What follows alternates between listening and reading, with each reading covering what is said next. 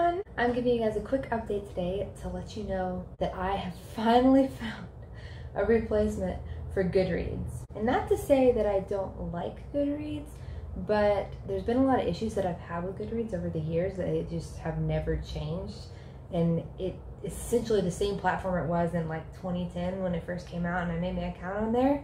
And nobody's ever really made anything to compare with it until now.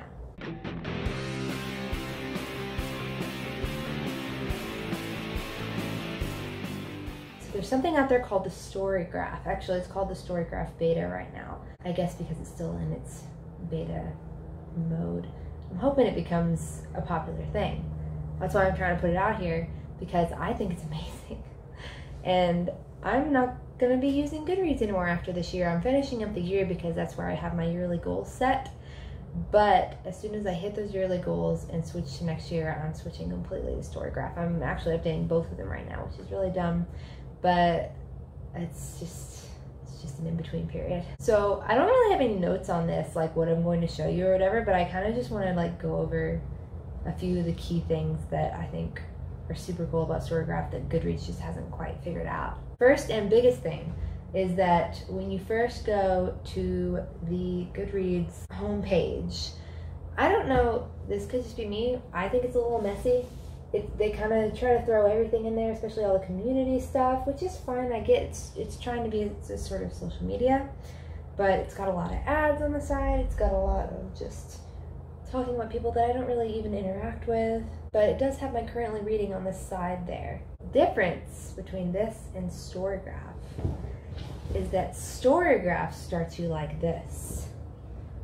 Can we talk about just how clean their homepage looks?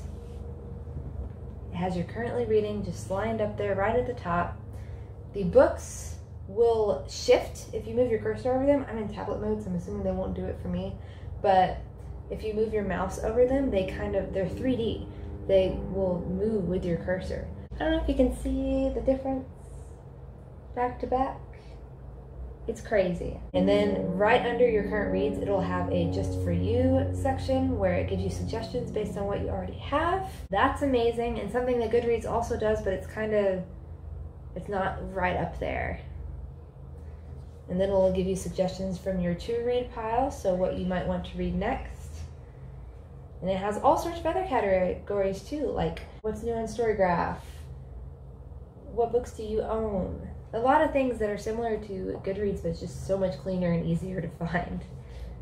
It has tons of reading challenges, which is this one right here. So obviously at the top there I have my 2020 reading goal, but then there's a ton of other challenges you can choose from, whether you want to join or not, and it'll have people from the community in there too. It's super, super cool, guys, and so clean. Like, that's the #1 word I can use for this website. So clean. They already have an app version. It's not exactly an app. You can't get it from the App Store yet, but you can do something with the website to make it on your home screen of your phone, and it works just like an app. I use it on my phone all the time. As you can see under my challenges, it has suggestions for other challenges. Lots of different stuff in there. You have a button specifically for the community so that you can interact with the community more. You have a button for your Storygraph that gives you details on what you've done this year. So it even can tell me what I mainly read from, what my average page count is, my reading stats, my reading preferences.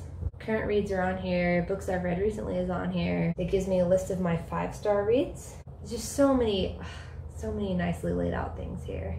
The only difference I would say that Goodreads might have the upper hand in is that it is more community based. It sets you up right there with the community, like trying to jump you into different people's reading and what their updates are. And it does try to get you more actively involved in the community, whereas Storygraph is better about giving you your stats and updates on what you're doing. There's also a huge difference when you're rating your book. So if I were to go rate this book on Goodreads, you probably know how this works out. You pick a star rating and you can't do half stars. You gotta pick whole stars, which is why so many of my books are 4 or 5 when really the 4s could be 3.5s and the 5s could be like 4.5s, whatever. I'm gonna rate this at a probably a 5. The Lost Hero was really, really good. I might do a book talk on that. So you rate it, you can write a review, you can choose what shelf it goes on, when you finished it, blah, blah, blah. Post, and you're done, right? On the Storygraph, when you go to finish a book, you just mark it as read, add review, and you get this thing. It's extensive. Let me see if I can keep it up for you guys. You get to pick all different descriptive words for the book, first of all.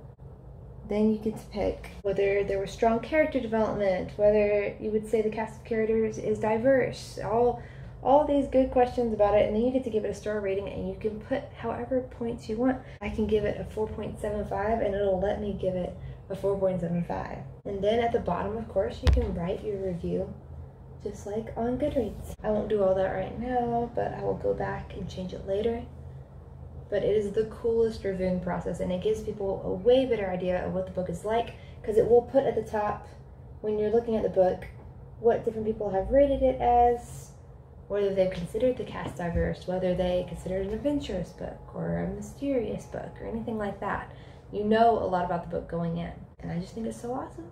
And I had to tell you guys about it because it's revolutionizing how I chart my books. I'm super excited to just start using this full time in January, and I highly recommend that you do too. I'm not trying to diss Goodreads. Goodreads has its perks, but I'm switching to Storygraph. Anyways, I hope you guys have had a great week. I will be trying to post every Thursday and Saturday. I was out of town this past Saturday and then sick the one before, so I've been a little sporadic, but I'm getting myself back on track because there's so much to tell you guys. Anyways, I hope you guys have a fantastic weekend, and I will see you next week. Bye!